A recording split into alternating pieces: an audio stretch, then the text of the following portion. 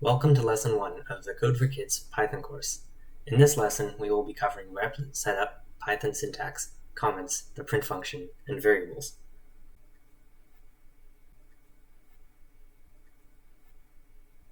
Replit is a free online coding platform that we will be using throughout this course. First, go to the website repl.it and create an account if you don't have one already. If you do, then please sign in. Be careful, what you choose as your display name will be final. It is impossible to change this once you make your account. Once you have an account, you will be redirected to your homepage. On the left sidebar, click My REPLs. This is where you can see all of the programs that you will create. Let's start by creating one for this lesson. On the left sidebar near the top, click New REPL. In the language box, select Python. It will randomly generate a name for you, but please title it last name, first name, K for K, Py1.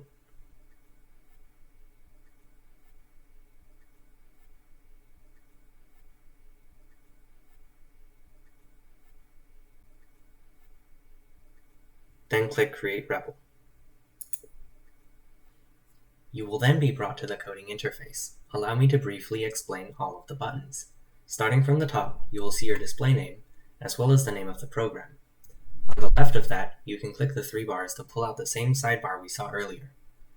On the very top right corner, the plus button allows you to create another REPL from this interface.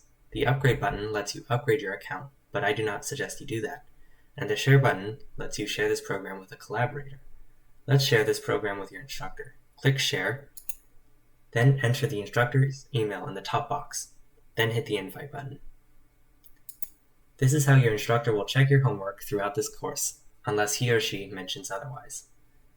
You do not need to worry about the rest of the buttons on the left, since they are a bit more complicated. We can see all of the files within the program directly to the right of those buttons. To the right of that is where we will be writing our code, and on the very right is the output console. Right now we don't have any code, so nothing will output, but in the future, clicking the green Run button will run the program.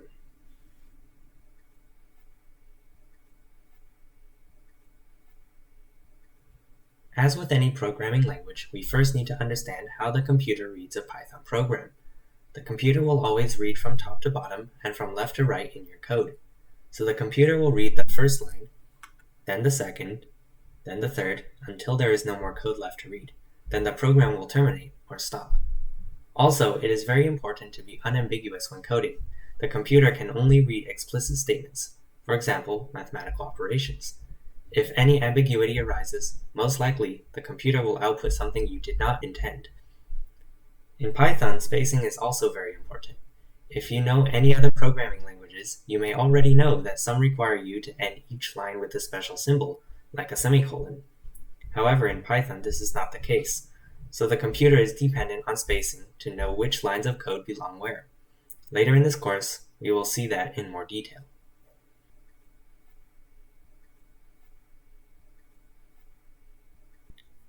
Comments are extremely useful for telling us humans who have to read programs to understand their function what each part of code does. If you have a really large program, it would be good to tell the user what the program does without them having to run the program or to compute each line of code manually.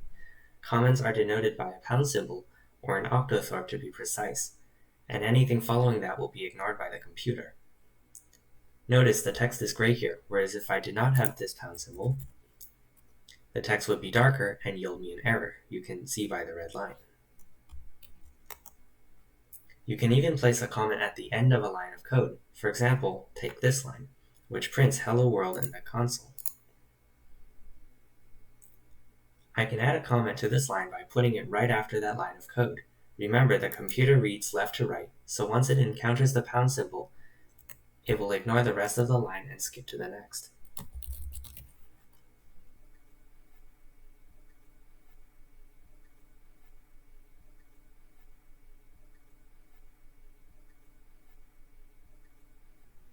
This is the first type of function that we will learn in Python. As you might recall from mathematics, function take in a certain input and then yield a certain output.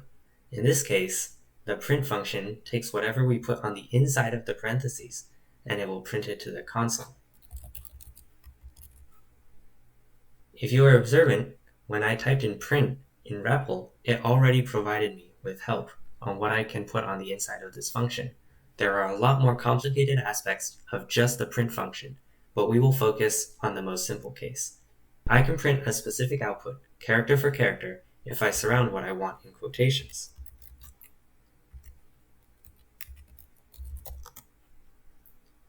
Single and double quotes serve the same functionality, just be sure to pair them up accordingly. Side note, these are called strings.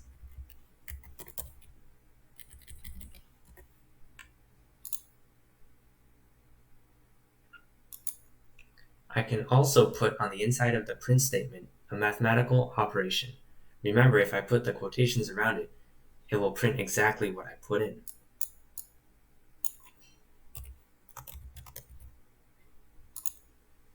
For example, this will print 8 plus 5. But if I remove the quotations, it prints 13.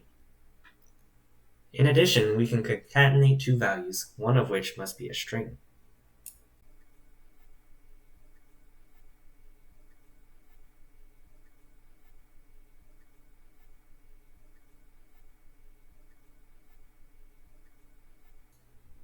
Notice how these print outputs will be on different lines if I type in multiple of them.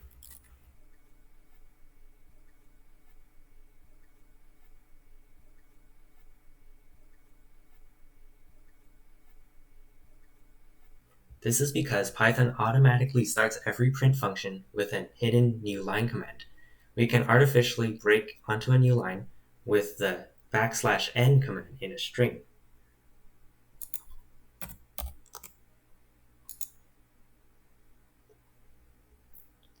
Notice special commands like these turn pink.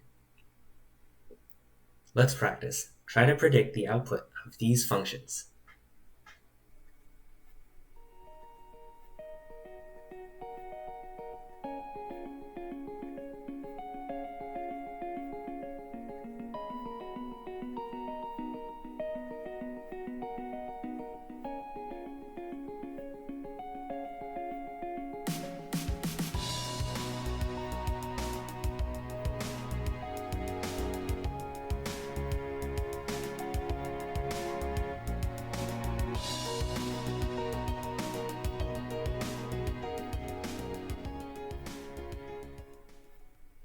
The print function is a powerful tool that even the most professional programmers use to debug and solve problems. It will, later when you run more complicated programs, allow you to see what the computer is actually doing. Just like if you want to figure out how a machine works, you have to look at what each part of the machine does. So does the print function. It lets us view what operations the computer is actually performing.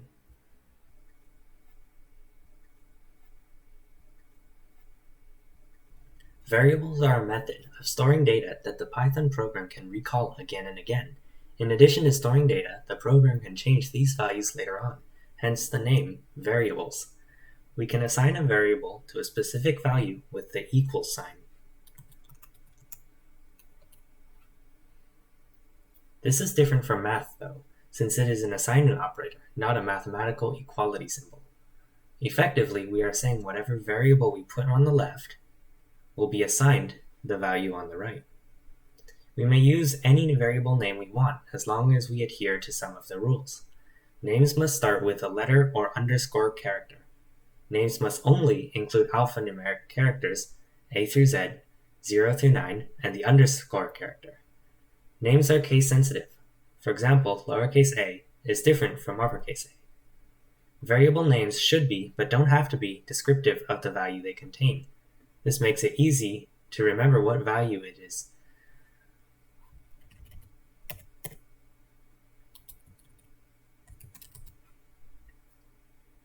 Now, what can we assign to a variable? We can assign something in quotation marks, and these are called strings.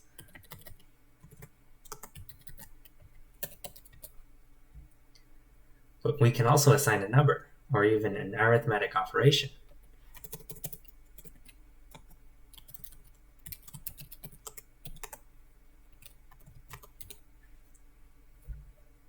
Anything we can run through the print function, we can assign to a variable.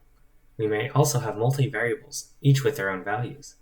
We can even assign the value of one variable to another.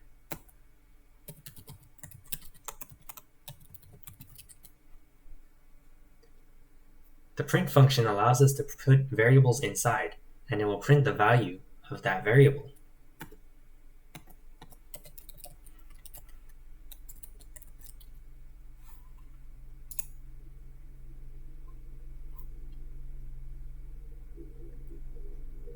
Notice the different colors Replit uses to make code easier to read.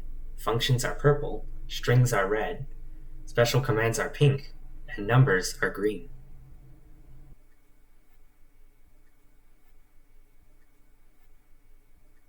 For homework, create a program that contains some variables, between 5 and 10 of them, that contain information about yourself. Examples include height, age, name, etc. Print all of these on separate lines, along with proper labels. Here is an example. Thank you for watching, have a great rest of your day, and I'll see you in the next lesson.